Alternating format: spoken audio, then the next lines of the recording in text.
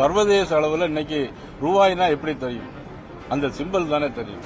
அது செய்ய வேண்டிய அவசியம் இப்ப என்ன வந்திருக்கு? இப்ப ஏதாவது அதனால மாற்றம் கொண்டு வந்தா மக்கள் மனசுல ஏதாவது மாற்றம் வருமா என்ன? இல்லல்ல. இது தேவையா இப்போ? அப்ப கொண்டு வரும்போதே எடுத்துக்க வேண்டியதானே? அது கொண்டு வந்ததே திமுக எம்எல்ஏ சன்னிதானம் கொண்டு வந்திருக்கிறாங்க. அதனாலதான் கருப்பு சட்டம் கருப்பு அப்படியே லாஸ்ட் டைம் வந்து நீங்க யதார்த்தமா போட்டதுன்னு சொல்லிருந்தீங்க. ரொம்ப தெளிவாக தெரிந்து வேண்டும் என்றே. அனைவருக்கும் வணக்கம். தமிழக சட்டமன்றம் இந்த கூடின வேளையில் பட்ஜெட் தாக்கல் செய்த இந்த நேரத்தில் தமிழக மக்களுக்கு மிகப்பெரிய ஏமாற்றத்தையும் அதிர்ச்சியும் தந்திருக்கக்கூடிய செய்திகள் வந்து கொண்டே இருக்கிறது. இன்னைக்கு டாஸ்மாகை பொறுத்த மட்டிலும் டாஸ்மாகில் மிகப்பெரிய ஒரு ஊழல் நடந்திருக்கிறது. கிட்டத்தட்ட சொல்லப்போனால் டெல்லியை காட்டிலும் அதிர்ச்சி அளிக்க வேண்டிய தகவல்கள் நிறைய வந்துகிட்டே இருக்கு. ஒரு பாட்டிலுக்கு 10 ரூபா வாங்கியிருக்கிறாங்க. 10 ரூபாயிலிருந்து 30 ரூபா வரைக்கும் வாங்குறாங்க. இது அந்த டாஸ்மாக் உற்பத்தி செய்யக்கூடிய ஃபேக்டரியிலையும் வாங்குறாங்க. பிறகு விற்பனை செய்யக்கூடிய ரீட்டைல் கடைகளிலும் எல்லாரும் இரவு 10 மணிக்கு மேல இவ்வளவு ரூபா கொடுத்து வாங்கணுங்கிறது அமைச்சர்களுக்கு அந்த மாதிரியான செய்திகள் இங்க வந்திருக்குது.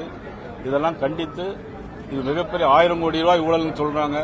ஆனால் அதையும் தாண்டி இன்னும் என்னெல்லாம் நடக்க போகுது என்பது தெரியவில்லை. ஆகவே அதனை கண்டித்து நாங்கள் இன்றைக்கு பாரதிய ஜனதா கட்சியின் சார்பாக திருமதி வானதி சீனிவாசன் அவர்கள், அண்ணன் திரு காந்தி அவர்கள் இன்னைக்கு நாங்கள் வெளிநடப்பு செய்திருக்கிறோம். எங்களுடைய உறுப்பினர் சட்டமன்ற உறுப்பினர் மதிப்புக்குரிய திருமதி சரஸ்வதி அவர்கள் இன்னைக்கு வரவில்லை. ஆகவே நாங்கள் இன்றைக்கு வெளிநடப்பு செய்திருக்கிறோம். அது மட்டுமல்ல, இன்னைக்கு ரூபாய் சின்னத்தை பொறுத்த மட்டும் ரூபாய் சின்னத்தில் மாற்றம் கொண்டு வர வேண்டும் என்று சொல்லியிருக்கிறாங்க.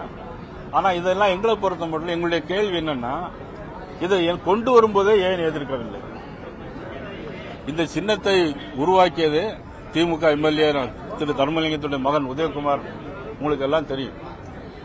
ஆக கொண்டு வரும்போதே இதை எதிர்க்கணும். அது மட்டும் இல்ல, ஒரு பதவி பிரமாணம் எடுத்திருக்கும் போது ஒரு மத்திய மாநில அரசு ஒரு பட்ஜெட்ல கொண்டு வரும்போது பதவி பிரமாணம் எடுத்து தான் இதெல்லாம் கொண்டு வராங்க. ஆக இந்திய அரசியல் சாசனத்துக்கு இது எதிரான உண்மை. ஆக இந்த மாதிரி செயல்களில் ஈடுபடுவது என்பது தவறானது. ஆக இதையும் கண்டித்து நாங்கள் இன்னைக்கு வெளிநடப்பு செஞ்சிருக்கிறோம். அந்த ரூபாய் பாத்தீங்கன்னா எப்பவுமே இவங்க தமிழ்ல ரூம் கூட முதல்ல போடுவாங்களே, போடுவாங்க. இருந்தாலும் சர்வதேச அளவில் இன்னைக்கு ரூபாய்னா எப்படி தெரியும்? அந்த சிம்பல் தானே தெரியும். அது செய்ய வேண்டிய அவசியம் இப்ப என்ன வந்திருக்கு? இப்ப ஏதாவது அதனால மாற்றம் கொண்டு வந்தா மக்கள் மனசுல ஏதாவது மாற்றம் வருமா என்ன? இல்லல்ல. இது தேவையா இப்போ? அப்ப கொண்டு வரும்போதே எடுத்துக்க வேண்டியதானே? அது கொண்டு வந்ததே திமுக எம்எல்ஏ சன்னிதானம் கொண்டு வந்திருக்கிறாங்க.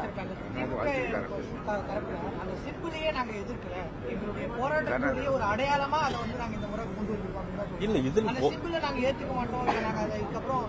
இதுல இப்போ எதை எதிர்த்து போராடுறவங்க போராட வேண்டிய அவசியமே இல்லைல்ல. எதை எதிர்த்து போராட வேண்டிய சூழ்நிலை இருக்கு இப்போ? அதாவது அதனாலதான் பிரச்சனை. இப்ப வந்து புதிய கல்விக் கொள்கையினால என்ன தவறு நடக்க போகுது நாட்டில்? இன்னைக்கு புதிய கல்விக் கொள்கையில என்ன பண்றாங்கன்னா, இந்திய படிங்கன்னு அவங்க சொல்லல, ஏதாவது ஒரு மொழியை படிங்கன்னு சொல்றாங்க. அதுதானே இன்னைக்கு நாட்டில் இன்னைக்கு தேவை. வந்து ஏதாவது ஒரு மொழியை படிங்க. இன்னைக்கு சிபிஎஸ்இ ஸ்கூல்லையும் சரி, இல்ல மற்ற இன்டர்நேஷனல் ஸ்கூல்லையும் சரி, அவங்க எந்த இருமொழி கொள்கையா வச்சிருக்கிறாங்க? மும்மொழி கொள்கையை தானே வச்சிருக்கிறாங்க. அதனால இந்த எதையோ நடக்கிற ஊழலெல்லாம் மறைக்கிறதுக்காக வேண்டி மும்மொழி கொள்கைங்கிறாங்க, ரூபாய்ங்கிறாங்க, அவ்வளவுதான். இப்போ நீங்க மணல் பிரச்சனை இதே மாதிரி ரொம்ப கோடிக்கணக்கான வரும்போது கொஞ்ச நாள் பேசுனீங்க விட்டுறீங்க.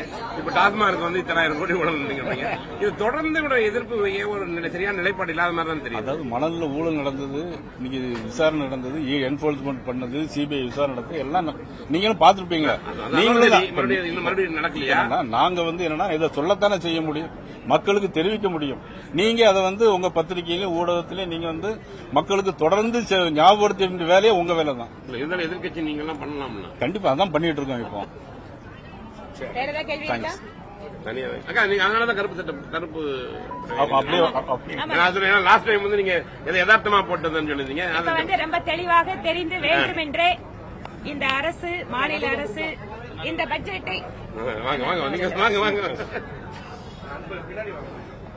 இன்று மாநில அரசினுடைய பட்ஜெட்டை தாக்கல் செய்கிறார்கள். நேற்று இது ஏதோ சாதாரண பத்திரிகை செய்தி அல்ல, அல்லது யாரோ எதிர்க்கட்சிகள் கூறுகின்ற குற்றச்சாட்டு அல்ல.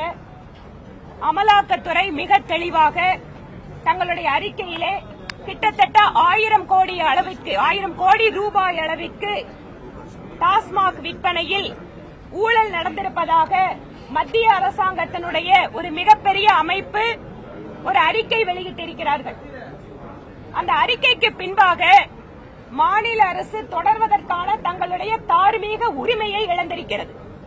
இந்த பட்ஜெட் தாக்கல் பண்றது கூட இந்த அரசாங்கத்துக்கு எந்த விதமான அருகதையும் கிடையாது என்றே பாரதிய ஜனதா கட்சி நினைக்கிறது. 1000 கோடி ரூபாய் ஊழல் மட்டுமல்ல, சட்டம் ஒழுங்கு பிரச்சனை, தங்கள் நிர்வாகத்தின் மீது மக்களுக்கு ஏற்படுத்தி